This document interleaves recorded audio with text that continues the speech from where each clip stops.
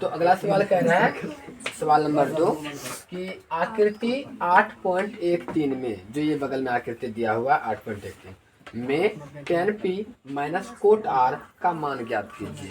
और कुछ भी नहीं कह रहा, सवाल में कुछ नहीं कह रहा है, लेकिन आकृति में तो कुछ कह रहा है कि लंब और कर्ण दिया हुआ है, आधार नहीं है। और चूंकि तुमको मालूम है कि पहले आधार ज्ञात करना होगा, तो पाइथागोरस सूत्र लगा करके आधार ज्ञात कर लेंगे।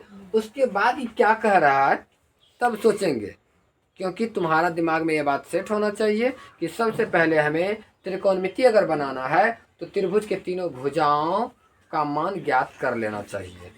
ठीक है, उसके बाद कुछ करेंगे।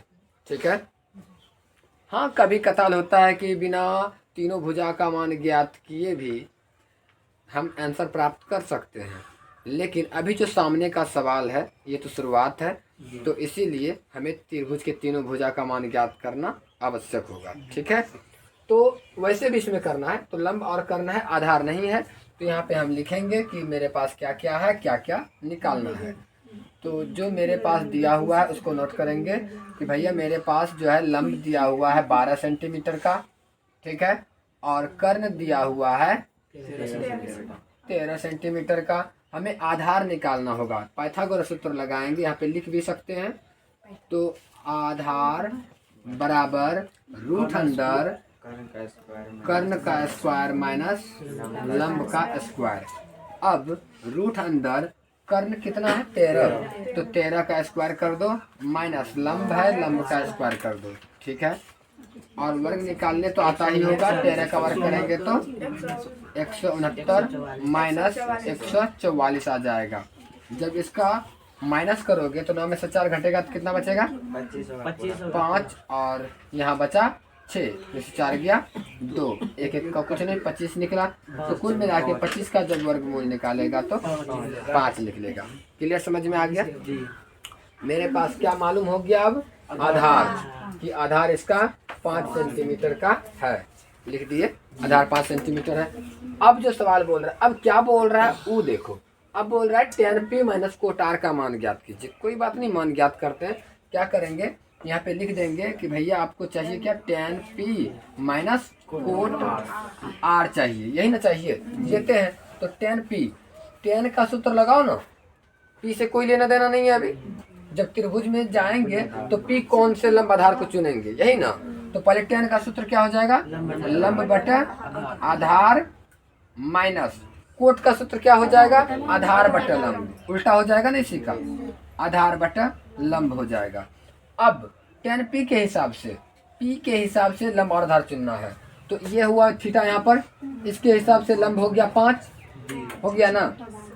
और उसके बाद ये 12 क्या हो गया, आधार। तो p के हिसाब से लंब है, ये आधार है, 5/12 लिख सकते हैं, 5/12 माइनस आधार बटा लंब, किसके हिसाब से, r के हिसाब से। इसके हिसाब से चलना है, क्या करना है, इसके हिसाब से आधार लेना है, लंब लेना है। तो आधार ये हो गया r का, और लंब ये हो गया, 5/12 ही रहेगा फिर भी, माइनस 5/12। तो देखो, वैसे देखो प्लस को माइनस में यही काट दो, कहानी खत्म हो जाएगा ना रे। लेकिन फिर भी कोई बात नहीं, भिन्न का घटा बनाना है तो बना लो। 12 का एलसीएम निकालेंगे, 12 निकलेगा, और यहाँ 5 माइनस 5 बराबर कितना हो जाएगा, 0/12। कटाएंगे तो 0 आंसर आ जाएगा। क्लियर, समझ में आ गया? यही था सवाल, कोई भारी लगा? कितना आसान सवाल है।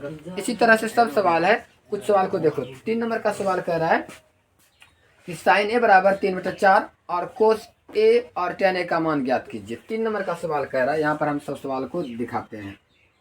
3 नंबर का सवाल कह रहा है, आपके पास दिया हुआ है साइन a बराबर 3/4, साइन a बराबर 3/4, तो कोई दिक्कत नहीं। साइन a बराबर है तो मतलब ये हो गया लंब, और ये हो गया कर्ण। आधार निकालना पड़ेगा, राइट। आधार निकाल लेंगे, और उसके बाद जो बोलेगा निकालने के लिए, क्या बोला है, tan a का मान निकालिए और कोस a का मान निकालिए, है ना।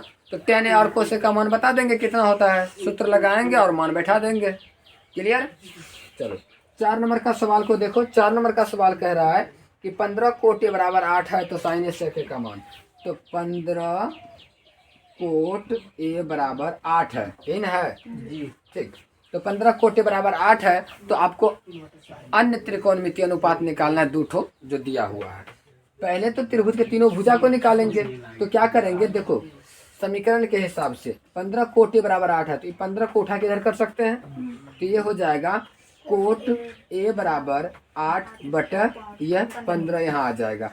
तो कोट का सूत्र होता है आधार बटा लंब। तो ये हो गया मेरा आधार और ये हो गया लंब। तो आधार लंब मालूम हो गया, कर्ण ज्ञात कर लेंगे, बाकी 2 ठो जो बोल रहे हैं निकाल देंगे, कोई दिक्कत नहीं।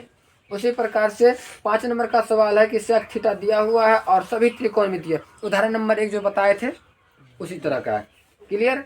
तो तुम लोगों को करना क्या है, 1 नंबर से लेकर के 9 नंबर तक का सवाल बिल्कुल आसानी से बन जाएगा, और जो नहीं बने वो पूछ सकते हो। ठीक है, सवाल नंबर 10 क्योंकि हम बता देंगे अभी।